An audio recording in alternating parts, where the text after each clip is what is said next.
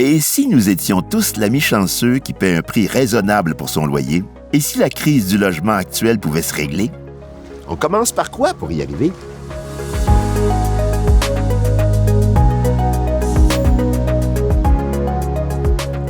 Il faut d'abord et avant tout assouplir les règles qui freinent la construction de logements en général. Il faut aussi que les pouvoirs publics soutiennent la croissance des parts du marché du modèle à but non lucratif, que ce soit en acquisition dans le marché existant ou en construction neuve. On doit également prendre en compte que tout est interconnecté.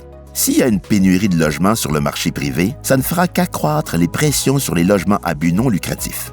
La construction d'une offre de logement aura toujours son lot d'obstacles, comme des mouvements « pas dans ma cour » et d'autres contraintes légitimes comme la protection des zones humides ou la prévention de l'étalement urbain, qui ont des incidences directes sur la crise climatique.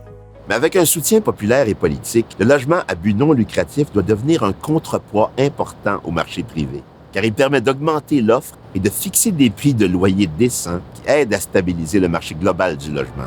Et surtout, on ne doit jamais oublier que le logement est un besoin universel, bien avant d'être un investissement.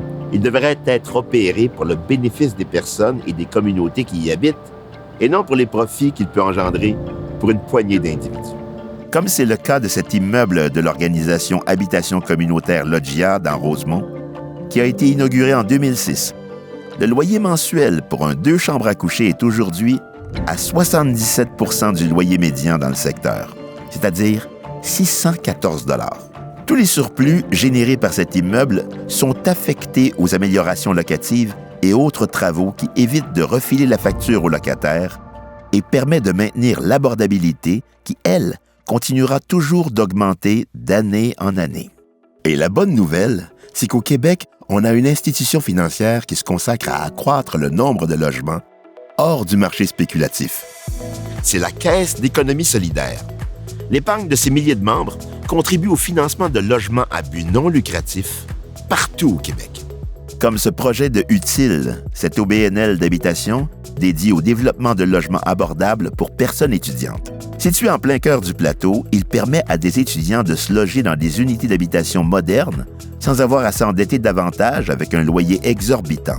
On le sait, la clientèle étudiante a souvent moins de revenus et souffre particulièrement de la hausse des prix des loyers.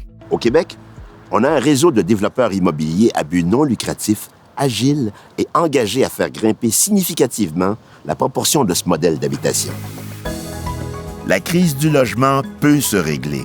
Travaillons ensemble à bâtir une offre de logement à but non lucratif qui permettra d'offrir une vraie abordabilité qui nous distingue en Amérique du Nord.